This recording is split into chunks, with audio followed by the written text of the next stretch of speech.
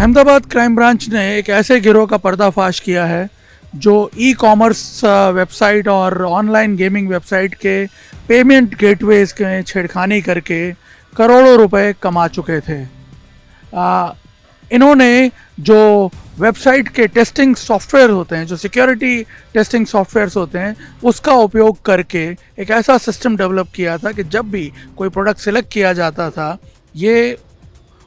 और उसका जब पेमेंट के लिए क्लिक किया जाता था और जब वो डाइवर्ट होता था पेमेंट गेटवे की तरफ, उसी दौरान ये उसकी कीमत जो है वो बिल्कुल घटा देते थे। जैसे मान लीजिए 3 लाख का प्रोडक्ट ये 3 रुपये उसकी कीमत कर देते थे और बाद में उसे किसी फर्जी एड्रेस पर मंगवा करके उसे ब्लैक मार्केट में बेच देते थे और उससे कमाए हुए पैसे को ये गैम्बलिंग वेबसाइट में यूज़ करते थे। और इसके ज़रिए इन्होंने पिछले 2 सालों में करीब 13 से 14 करोड़ रुपए इस तरह से कमाए थे और आगे ये और भी नई वेबसाइट्स को टारगेट कर रहे थे। इन आरोपियों को जब रंगे हाथों पकड़ा गया तो उनके पास से बहुत चौंकाने वाले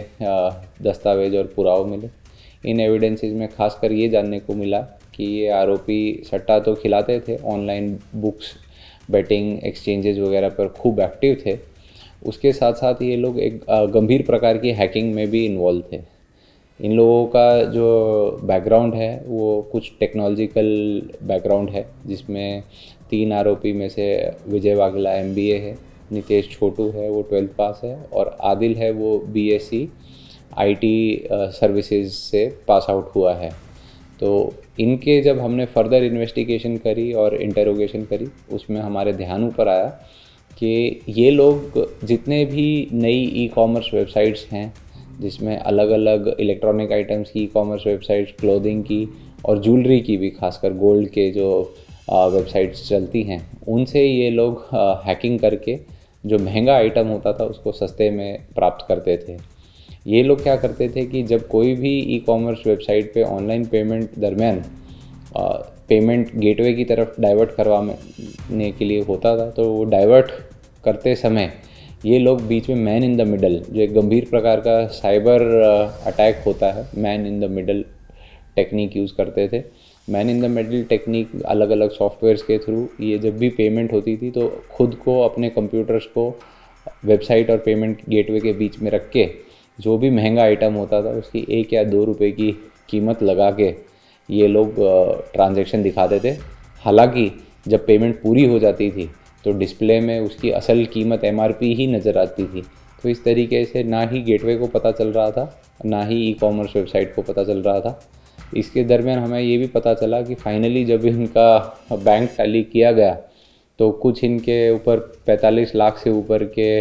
बैंक नोटिस भी अलग अलग खातों में आए हैं और टोटल अभी तक ये 13 करोड़ से ऊपर का पिछले 1.5 साल में स्कैम कर चुके हैं।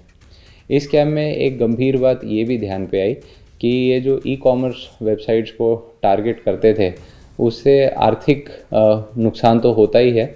कंपनियों की प्रतिष्ठा पे भी खूब असर पड़ता है और जो वेबसाइट्स में टेक्निकल खामियां होती हैं उनका दुरुपयोग करके ये मैन इन द मिडल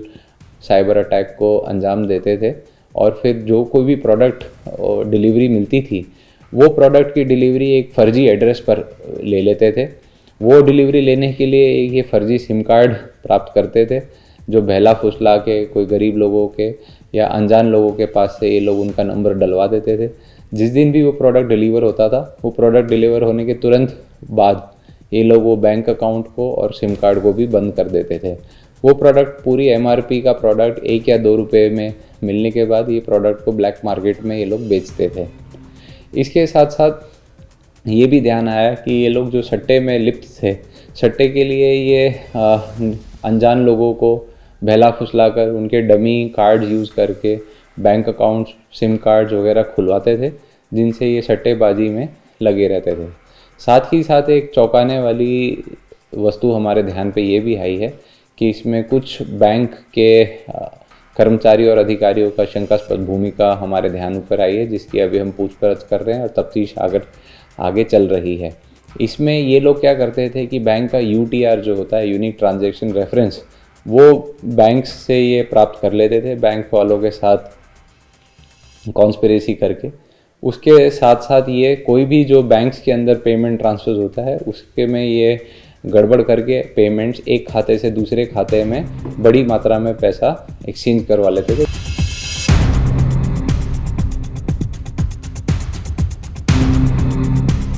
जांच के दौरान पुलिस को ये भी पता चला है कि